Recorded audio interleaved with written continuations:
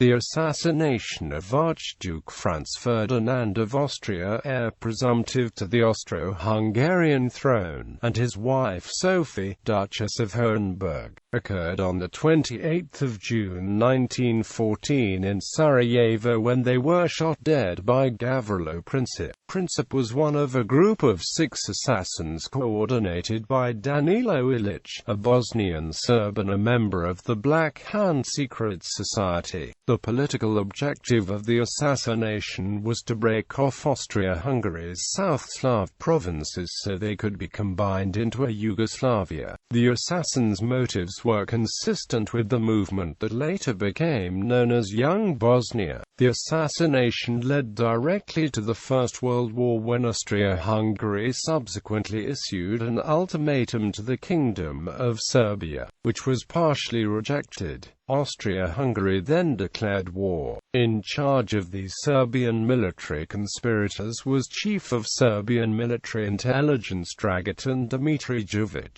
his right-hand man Major Vojislav Tankošić, and the spy Rade Malobabic. Tankošić armed the assassins with bombs and pistols and trained them. The assassins were given access to the same clandestine network of safe houses and agents that Malobabic used for the infiltration of weapons and operatives into Austria-Hungary. The assassins, the key members of the clandestine network, and the key Serbian military conspirators who were still alive were arrested, tried, convicted and punished. Those who were arrested in Bosnia were tried in Sarajevo in October 1914.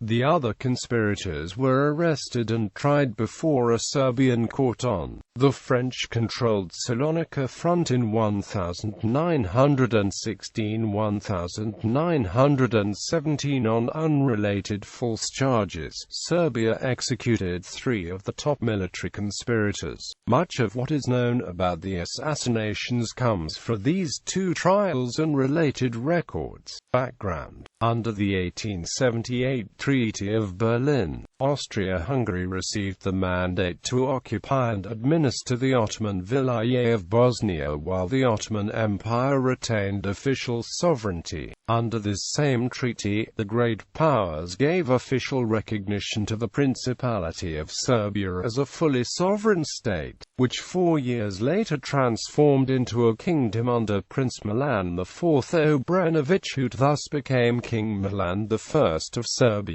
Serbia's monarchs, at the time from the royal house of Obrenović that maintained close relations with Austria-Hungary, were content to reign within the borders set by the treaty. This changed in May 1903, when Serbian military officers led by Dragutin Dimitrijević stormed the Serbian royal palace. After a fierce battle in the dark, the attackers captured General Lazar Petrović, head of the palace guard, and forced him to reveal the hiding place of King Alexander I Obrenović and his wife Queen Draga. The king and queen opened the door from the hiding place.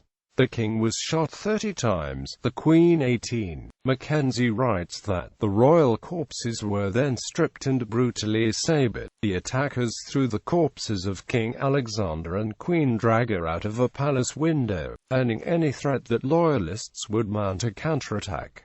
General Petrović was then killed too. The conspirators installed Peter I of the House of Karađorđević as the new king. The new dynasty was more nationalist, friendlier to Russia and less friendly to Austria-Hungary. Over the next decade, disputes between Serbia and its neighbors erupted, as Serbia moved to build its power and gradually reclaim its 14th-century empire. These conflicts included a customs dispute with Austria-Hungary beginning in 1906, the Bosnian crisis of 1908–1909, in which Serbia assumed an attitude of protest over Austria-Hungary's annexation of Bosnia-Herzegovina, and finally the two Balkan Wars of 1912–1913, in which Serbia conquered Macedonia and Kosovo from the Ottoman Empire and drove out Bulgaria. Serbia's military successes and Serbian outrage over the Austro-Hungarian annexation of Bosnia-Herzegovina emboldened Serbian nationalists in Serbia, and Serbs in Austria-Hungary who chafed under Austro-Hungarian rule and whose nationalist sentiments were stirred by Serb cultural organizations.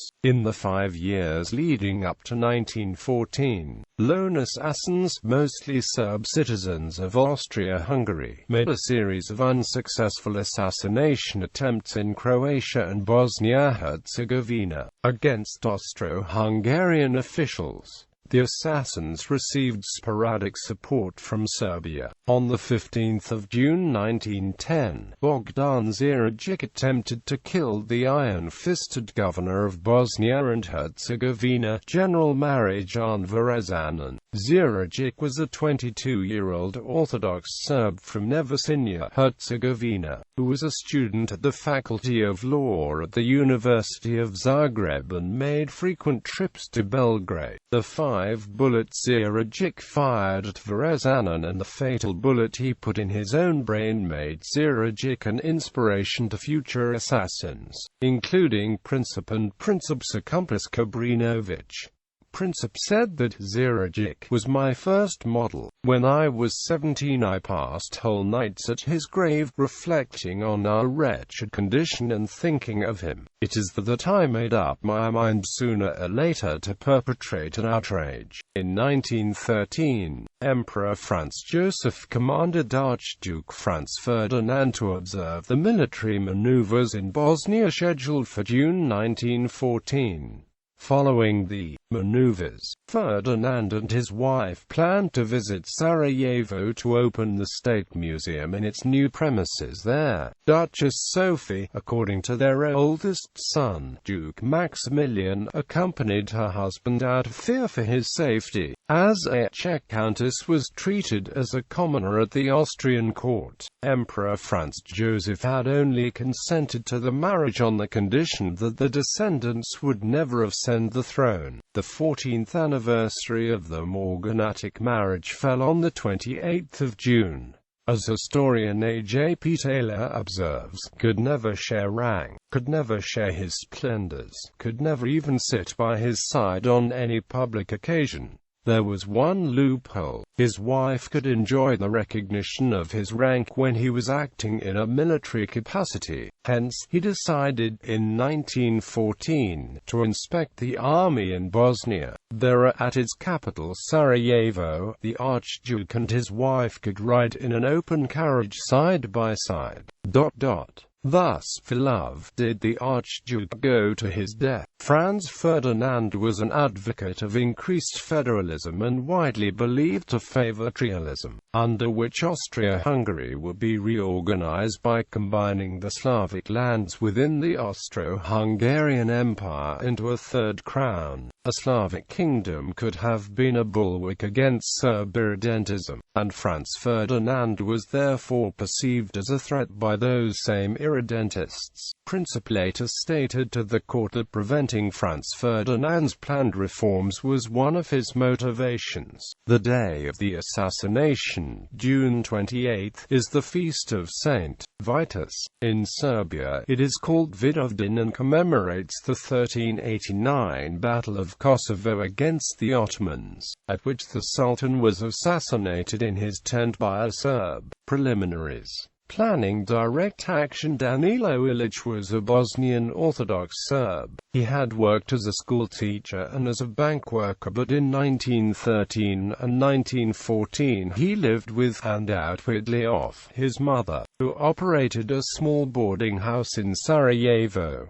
Secretly, Ilić was leader of the Serbian irredentist Black Hand cell in Sarajevo. In late 1913, Danilo Ilić came to the Serbian listening post at Uzis to speak to the officer in charge, Serbian Colonel C.A. Popović, who was a captain at the time and a member of the Black Hand. Ilić recommended an end to the period of revolutionary organization building and a move to direct action against Austria-Hungary. Popović passed Danilo Ilić on to Belgrade to discuss this matter with Chief of Serbian Military Intelligence Colonel Dragutin Dimitrijević, known more commonly as Apis.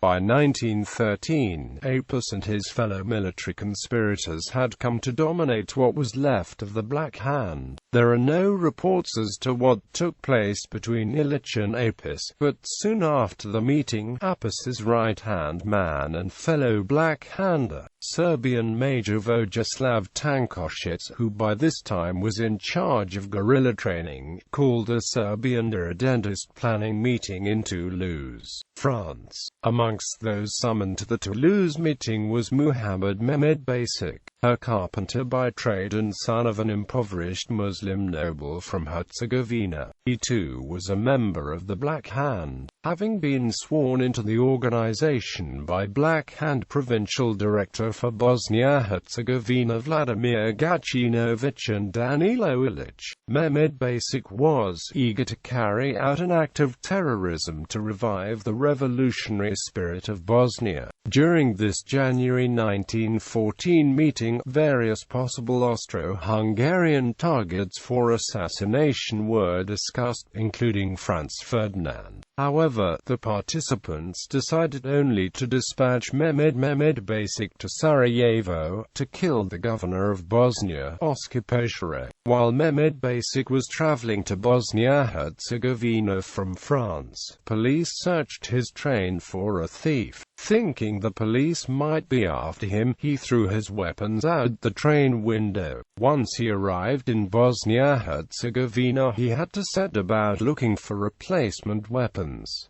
Franz Ferdinand chosen. The search for new weapons delayed Mehmed Basic's attempt on Pošarek.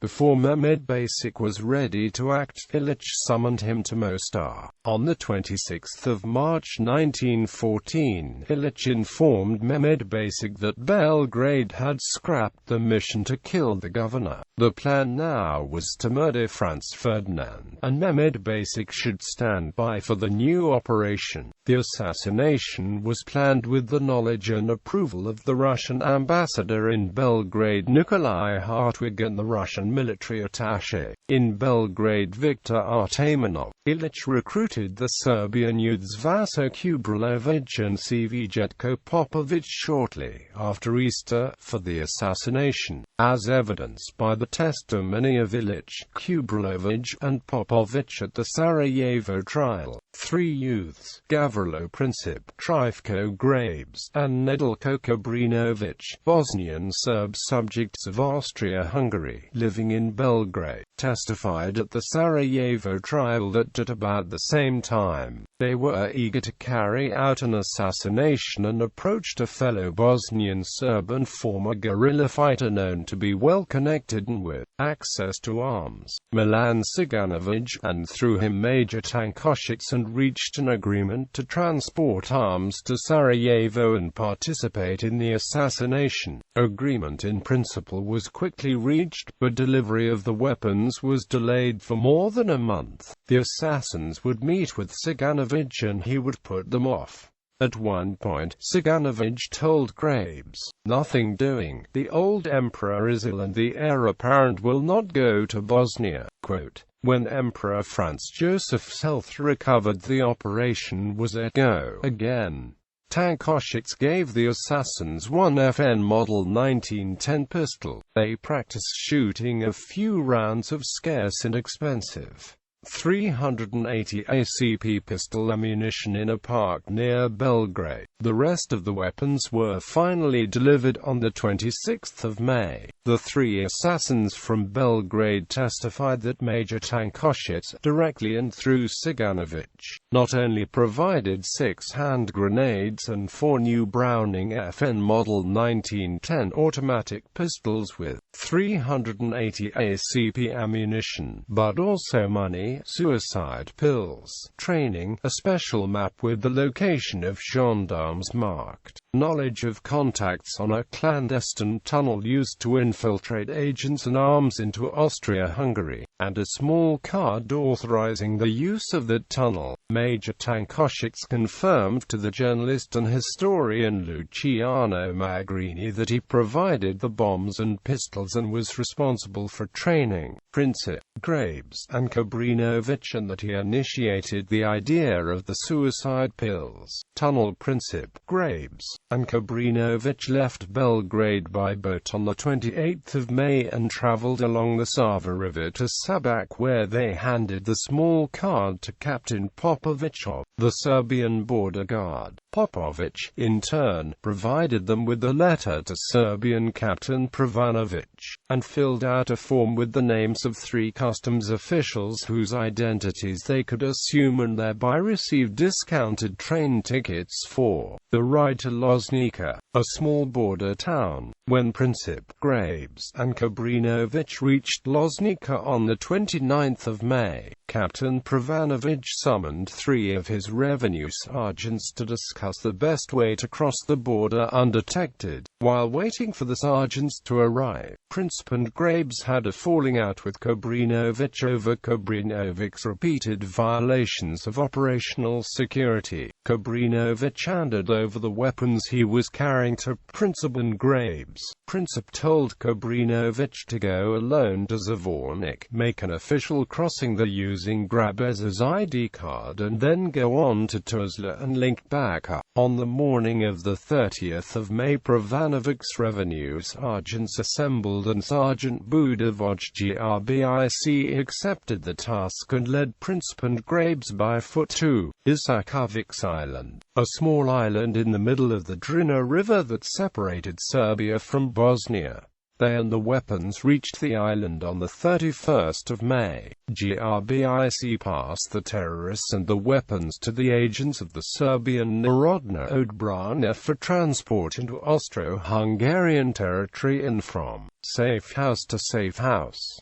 Princip and Graves crossed into Austria-Hungary on the evening of the 1st of June. Princip and Graves and the weapons were passed from agent to agent until on the 3rd of June they arrived in Tuzla. They left the weapons in the hands of the Narodna Odbrana agent Misko Jovanovic and rejoined Kobrinovic. The Narodna Odbrana agents reported their activities to the Narodna Odbrana President Boza Yankovic, who in turn reported to the then Serbian caretaker Prime Minister Nikola Pasic. The report to Pasic added the name of a new military conspirator, Serbian Major Kosta Todorovic, Boundary Commissioner and Director of Serbian Military Intelligence Services for the frontier line from Rada to Ljubofija. Pasic's handwritten notes from the briefing included the nickname of one of the assassins and also the name of Major Tankosic.